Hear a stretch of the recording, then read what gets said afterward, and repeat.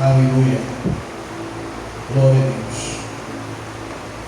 Efésios capítulo número 4, versículo 3 em diante. Diz assim, inerrante e infalível palavra de Deus: faça todo o esforço para conservar a unidade do Espírito pelo vínculo da paz. Há um só corpo e um só Espírito, como também uma só esperança. Quando foram chamados, há um só Senhor, uma só fé, um só batismo, um só Deus e Pai de todos, que é sobre todos, por meio de todos e em todos. Amém? Quero que os irmãos acompanhem comigo essa última parte desse último versículo que nós vimos. Há um só Senhor, uma só fé, um só batismo, um só Deus e Pai de todos, que é sobre todos, por meio de todos e em todos. Eu quero que os irmãos repitam comigo: Pai de todos, que é sobre todos, por meio de todos e em todos. Amém. Nós não vamos cometer a indelicadeza que alguns pregadores fazem com o líder, com o pastor, com o presidente do grupo, de orar novamente, porque o servo do Senhor já orou. Então é nossa oração para que nesta noite você abra o seu coração para receber do Senhor aquilo que Ele preparou para nos entregar. Amém? Amém. Gratidão e fortalecimento da unidade. Esse foi o tema proposto pelo nosso presidente, de falar sobre isso. Gratidão e fortalecimento da unidade. Unidade, palavra que se deve levar em consideração do seu significado. Unidade é um presente divino. Unidade é um reflexo do amor de Cristo e é crucial para o crescimento da igreja. Se uma igreja quer crescer, se um grupo quer e deseja crescer, ele precisa entender que este grupo, que esta igreja, nunca vai crescer, nunca vai desenvolver sem a unidade. É impossível.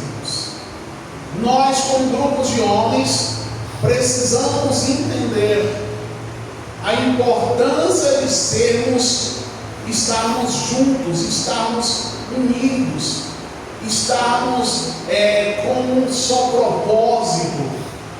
A Bíblia fala que não existe possibilidade nenhuma, por exemplo, de duas pessoas andarem juntos se não tiverem de acordo.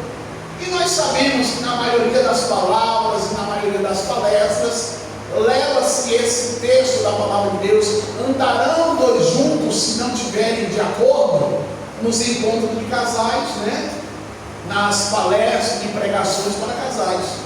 Mas na realidade essa palavra não foi desenvolvida exatamente para o casal. Não, essa palavra foi desenvolvida para se explicar que sobre nenhuma hipótese, nem o casal e nem mesmo dois homens ou duas mulheres ou um grupo vão na frente se não tiverem acordo, se não tiverem, de certa forma, em harmonia com o seu pensamento, com o seu pensar. E aí, quando eu fui pesquisar a palavra unidade, encontrei no dicionário dizendo que unidade é a qualidade de ser uno, de não poder ser dividido. Então, a pessoa que está unido, ele não deve ser dividido. Eu falo que não deve ser porque na realidade é possível, mesmo havendo uma união, ter uma divisão. Nós pertencemos, irmãos, a um corpo aqui. O grupo de de homens pertence ao corpo de Cristo. A igreja pertence ao corpo de Cristo. Nós pertencemos a um só corpo e um só espírito. O Senhor sempre vai nos exortar, irmãos, a nós mantermos a unidade, que diga-se de passagem, é fundamental. Não só para o crescimento, não só para o desenvolvimento, mas sobre a existência de qualquer projeto, de qualquer plano. A Bíblia diz, irmãos, que nós devemos ser unidos. A Bíblia sempre falou isso. No Salmo de número 133, e se você tiver aí de repente a sua Bíblia, quiser nos acompanhar, Salmo 133, versículo 1, é um texto bem conhecido de nós. E o Senhor diz nesse Salmo 133, verso 1 assim: como é bom e agradável viver unidos os irmãos. Como é bom e agradável quando os irmãos convivem em união. Lá no livro de Eclesiastes, amados, Eclesiastes capítulo 4, verso 9, tem uma palavra também falando sobre isso, sobre ser unido. E como eu lhe falei, o texto lá que diz: andarão os dois juntos se não estiverem de acordo, ele não foi na realidade criado para o casal, se usa para o casal. Mas esse texto da palavra de Deus, na realidade, ele vai estar falando de duas ou mais pessoas que têm um só propósito. E nós aqui, como grupo de homens, precisamos estar unidos e termos um só propósito.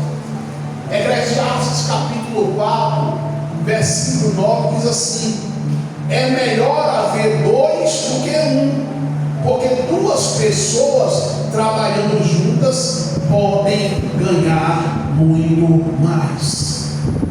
Olha o que a Bíblia diz: é melhor dois do que um. Sempre foi assim. Não consegue às vezes sozinho, porque se cansa, porque desanima, porque pode acontecer de bater o desânimo e querer desistir. É por isso que numa organização sempre tem o presidente e sempre tem o vice-presidente. Eu não estou falando aqui de certa forma de política, não. Eu estou falando de projetos, de organizações, de igreja de forma geral. Sempre tem, nunca é um só, tem sempre um e mais outro. É provável que você deve ter um vice-presidente, não é, amado? Sim ou não, você tem? Muito bem. Então eu tenho certeza que o vice-presidente de um grupo, de uma instituição, é também de extrema importância no grupo. Chegou o momento das pessoas que são vice-presidentes de uma organização, de um grupo, co-pastor de uma igreja, auxiliar, achar que ele só vai trabalhar quando o presidente não puder trabalhar. Não, de forma nenhuma. O vice-presidente da organização, do grupo, ele tem que estar junto com o presidente, ajudando, dando forças. Eu me lembrei, irmãos, quando Moisés estava orando. Moisés estava orando porque estava tendo uma guerra muito grande. E a Bíblia fala que os braços de Moisés começaram a ficar pesados.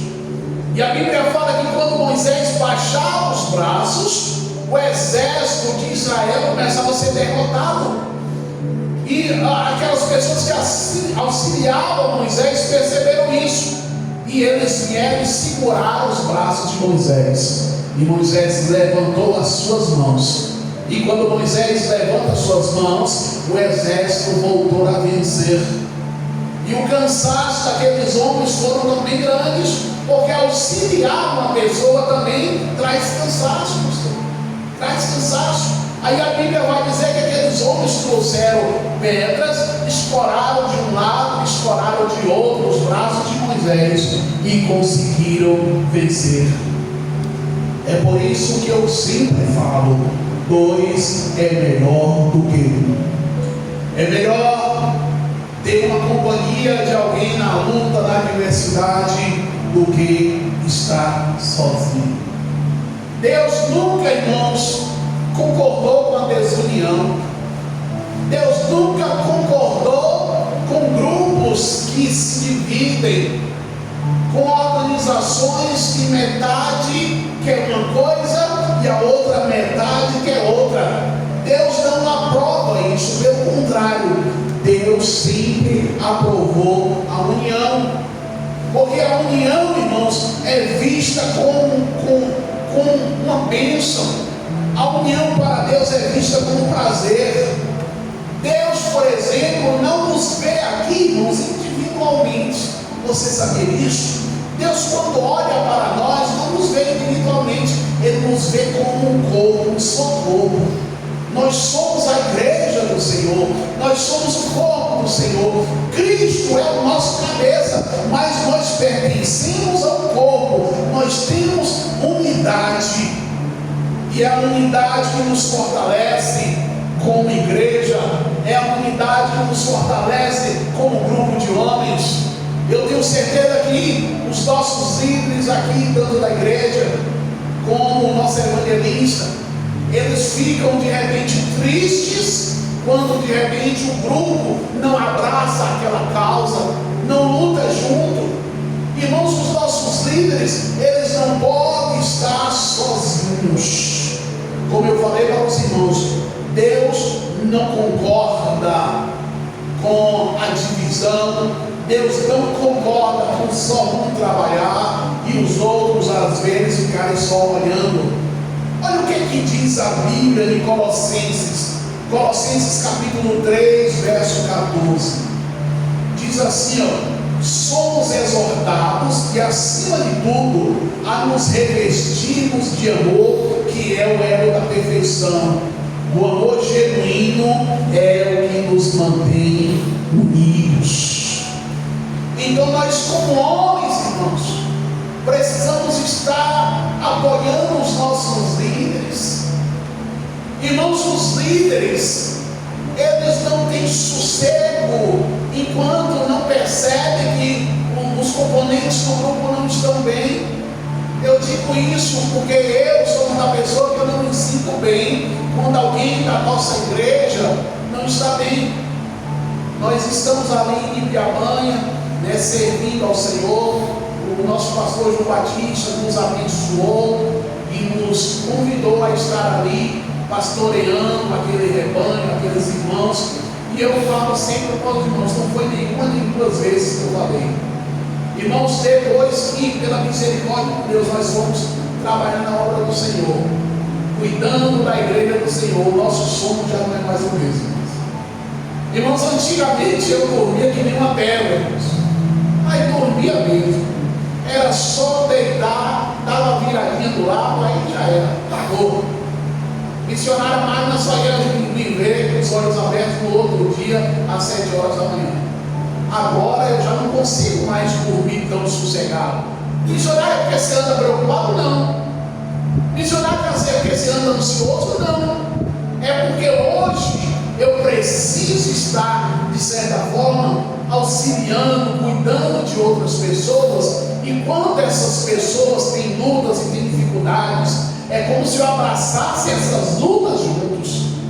Não perco a paz, graças ao bom Deus, mas às vezes perco o sossego, perco o sono, preocupado com os irmãos.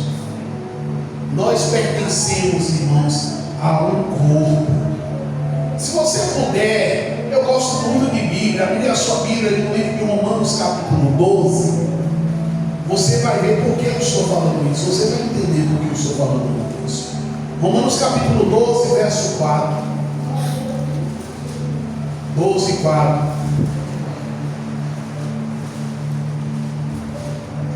Diz assim a palavra do Senhor: assim como cada um de nós tem um corpo com muitos membros, e esses membros não exercem toda a mesma função.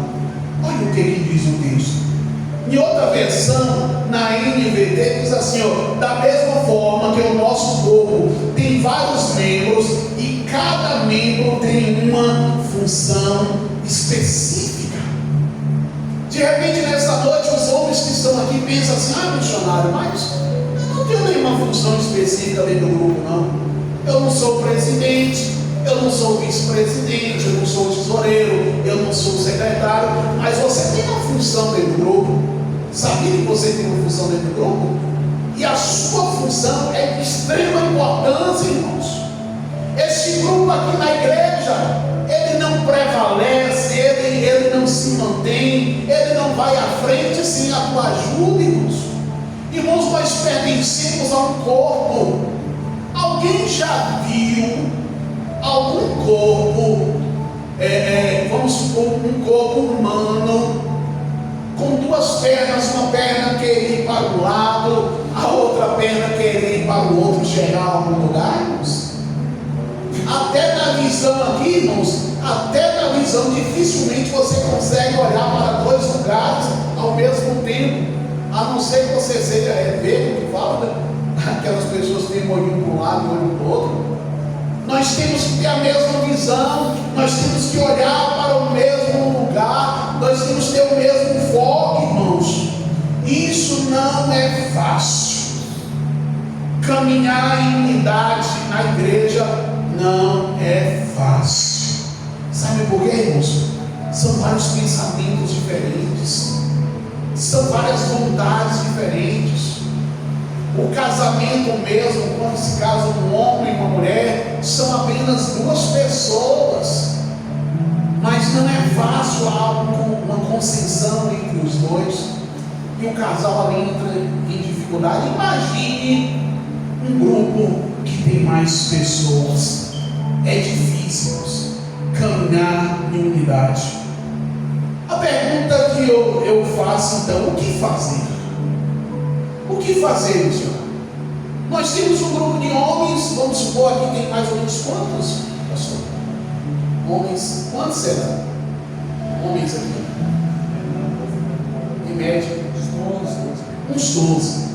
São 12 pensamentos diferentes, irmãos. São 12 cabeças diferentes.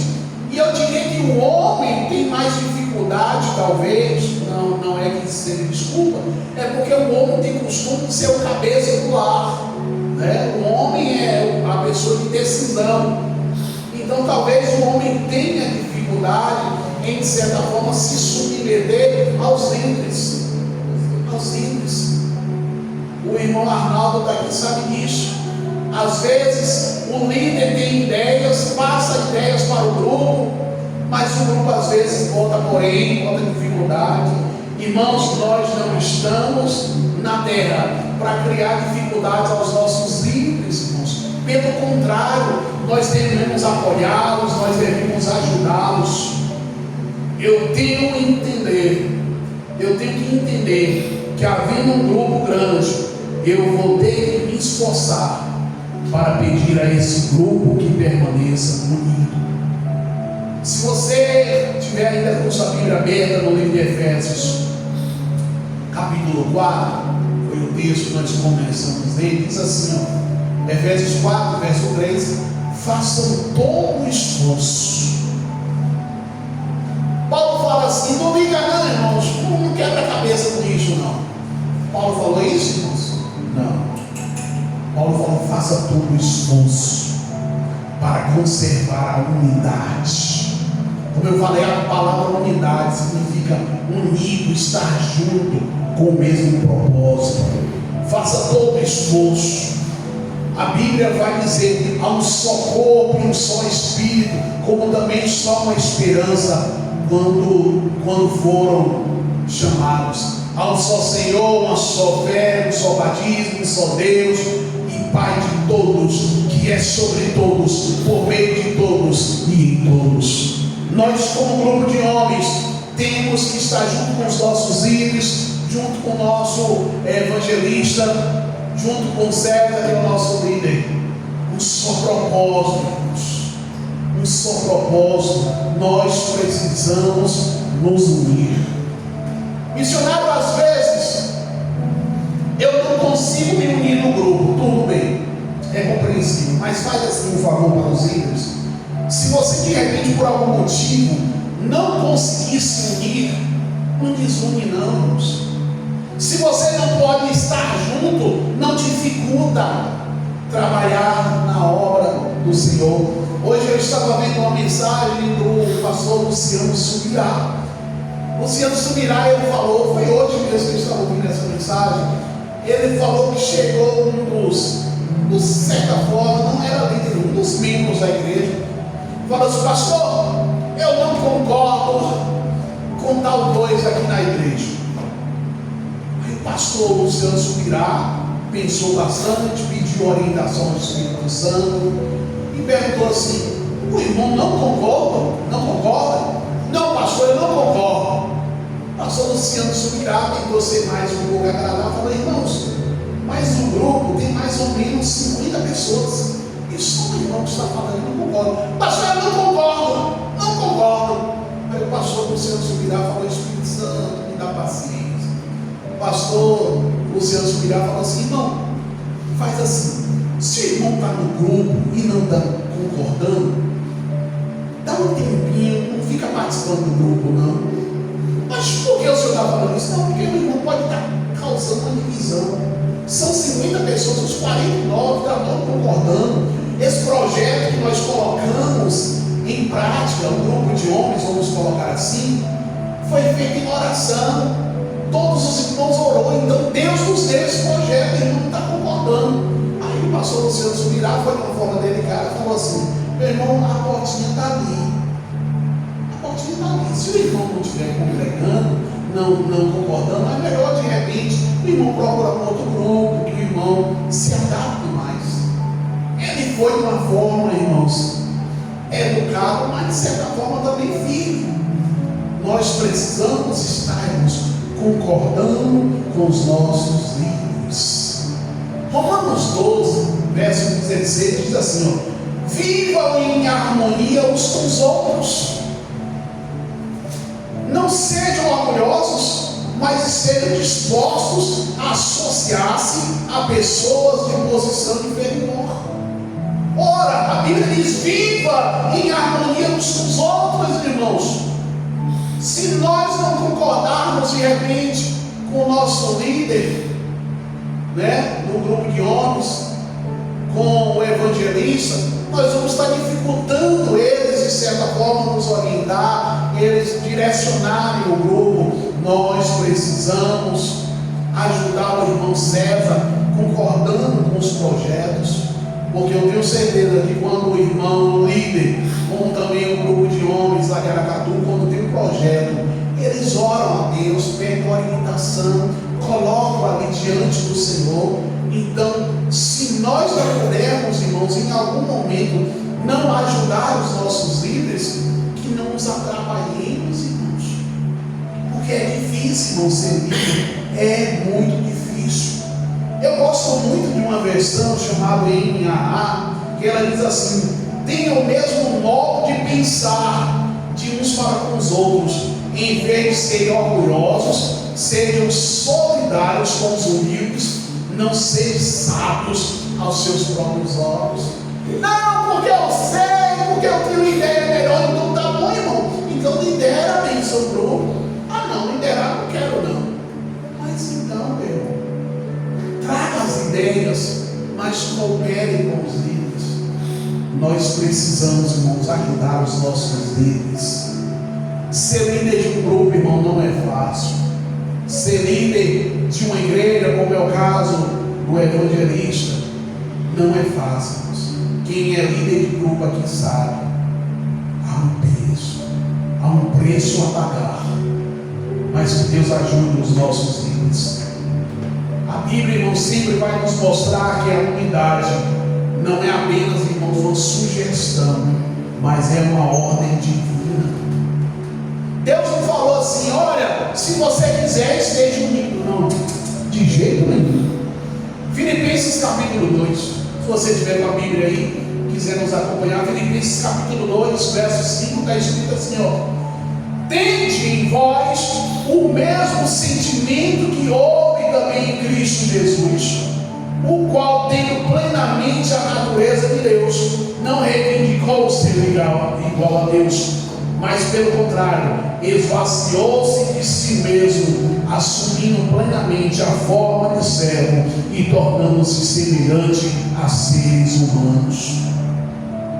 Então que nós tenhamos esse mesmo sentimento que Cristo teve, que venhamos nos submeter aos nossos líderes, que venhamos, irmãos, tirar de nós o nosso orgulho.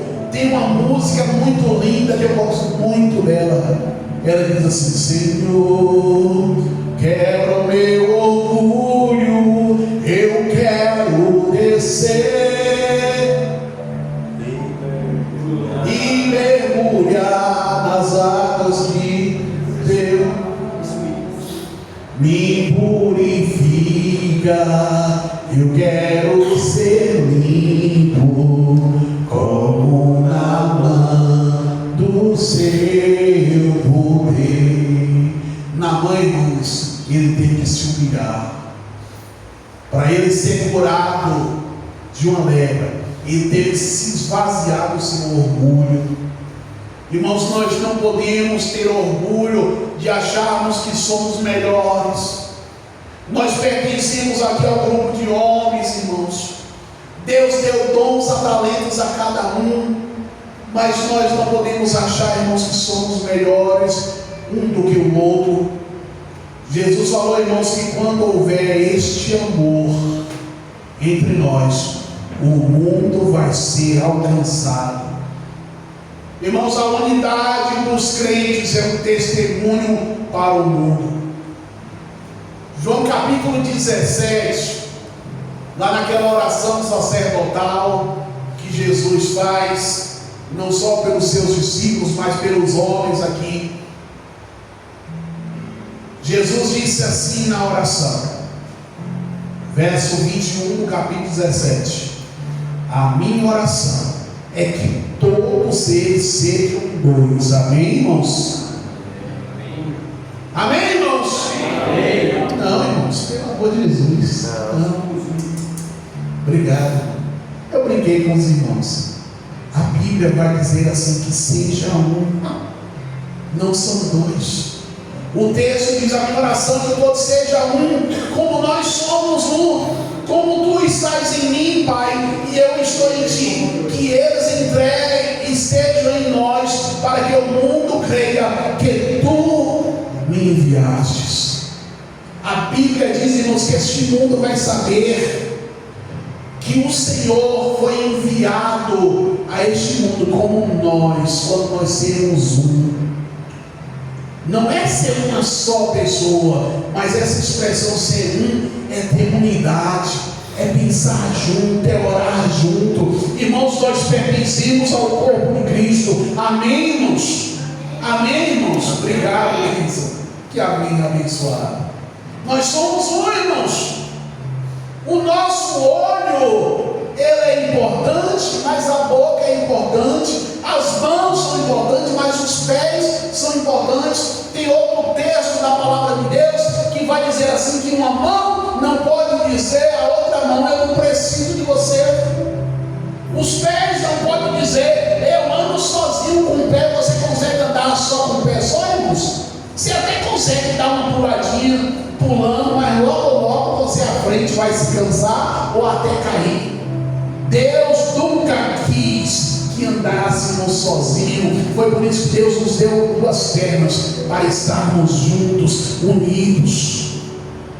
Uma vez que nós entendemos isso, irmãos, nós encaminhamos aqui para encerrar essa palavra, dizendo que além de andarmos juntos, além de andarmos unidos com os nossos irmãos, nós temos que ter uma coisa aqui que eu acho que foi César que começou a falar: gratidão, irmãos. Não foi não. Foi um dos meus irmãos da igreja que eu falei assim, foi meu líder, foi meu presidente ali. Meu presidente falou exatamente essa palavra.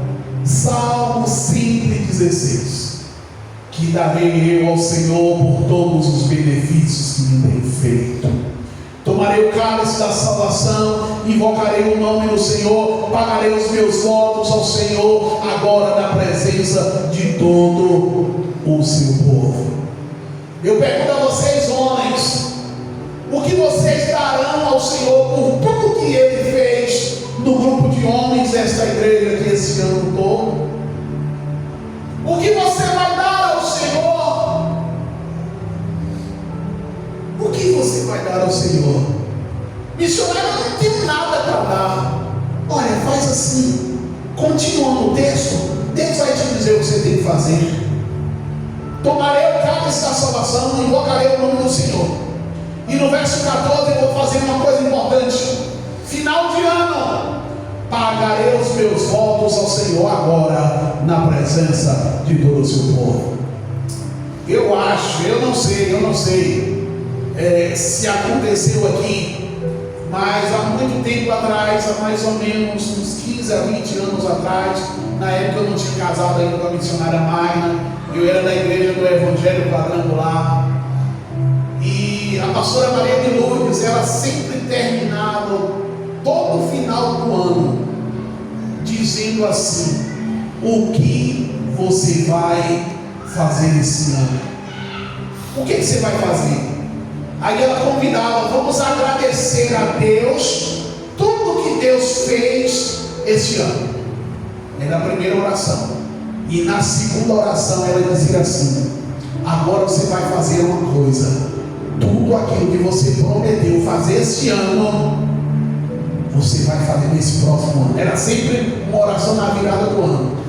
Porque você já observou, irmãos, no começo do ano, irmãos, a gente faz tanta promessa, irmão.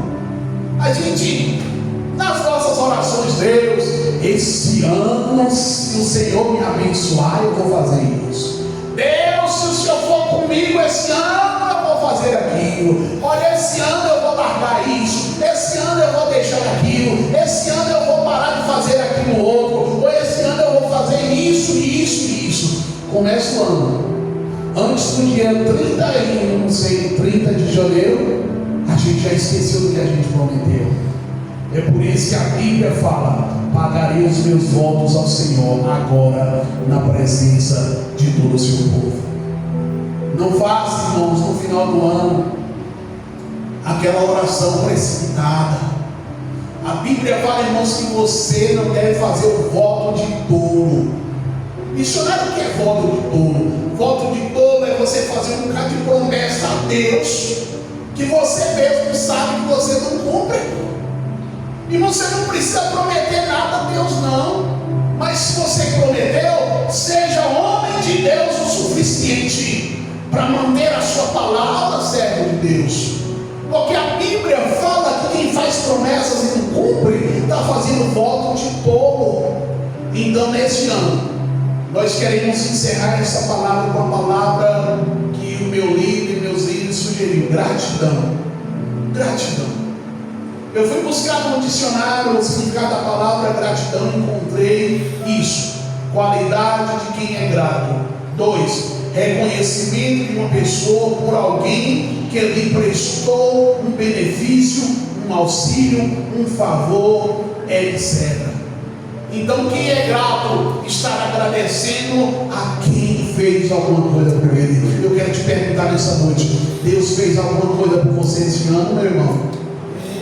Deus fez alguma coisa por você esse ano? Levanta a mão só quem Deus fez alguma coisa.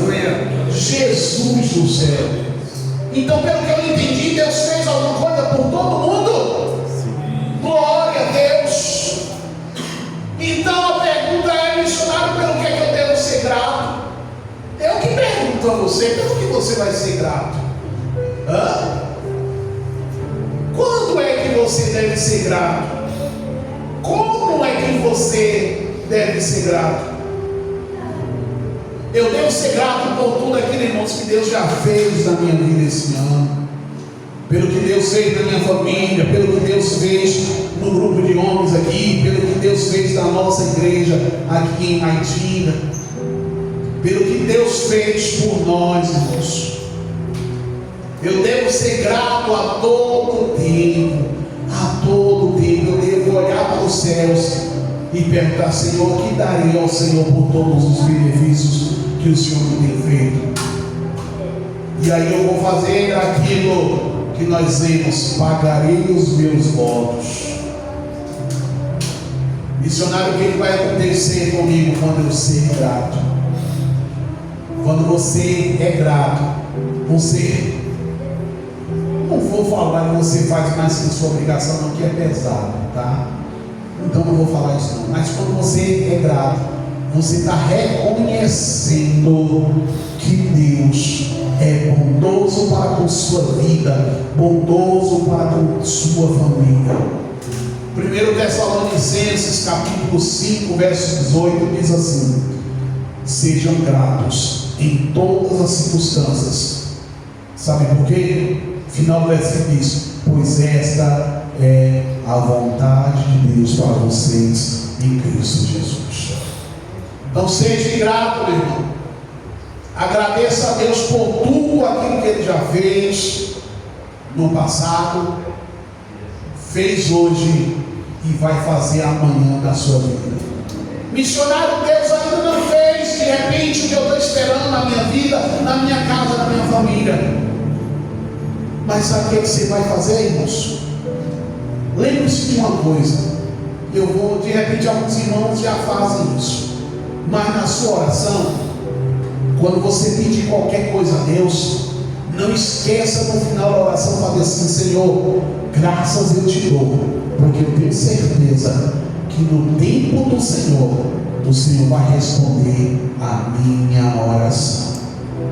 Nós não temos capacidade nenhuma, irmãos, de exigir nada de Deus. Tem algumas denominações, algumas igrejas que dizem assim: ou Deus faz, ou Ele não é Deus.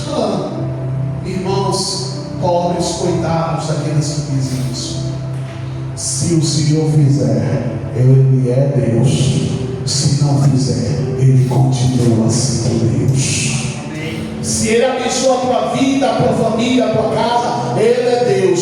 Se por algum motivo Ele ainda não derramou sobre a sua vida, sobre a sua família, a bênção que você espera, mesmo assim, Ele continua sendo Deus. Sejam gratos em todas as circunstâncias. O texto vai dizer, irmãos, que eu não tenho que ser grato só quando a coisa boa acontece, não. Em todas as circunstâncias. Pois essa é a vontade de Deus em Cristo Jesus. Se coloque de pé agora em nome de Jesus. Então, quando eu sou grato, eu cumpro a vontade de Deus. Eu quero que neste momento você coloque a mão no teu coração. E eu quero que você comece agora a orar ao Senhor. Orar ao Senhor e começar a agradecer a Deus por aquilo que em 2025 Ele já fez e por aquilo que em 2026 Ele vai fazer. Comece a agradecer a Deus agora, porque o Senhor pergunta a você: que darei ao Senhor por todos os benefícios que Ele tem feito? Pai, o Senhor está ouvindo agora a oração desse teu servo. Meu Deus, esse teu servo está te agradecendo, Senhor, por todos os benefícios, todas as bênçãos que o Senhor derramou sobre a vida deles. Meu irmão, agradeça a Deus, mesmo por aquilo que você ainda não recebeu, agradeça agora.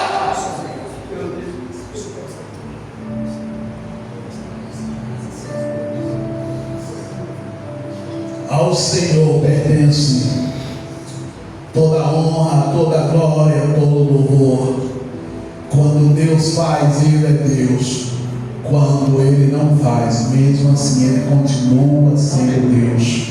Pai, nós te agradecemos por todos os benefícios que o Senhor nos deu em 2025 e todos os outros anos que já passaram. E agradecemos já ao Senhor por aquilo que o Senhor também vai fazer em nossa vida, nesse grupo de homens, na nossa igreja aqui em Maitinga. Meu Deus, que o Senhor continue fortalecendo, que o Senhor continue ajudando, tanto o evangelista como o nosso presidente dos homens.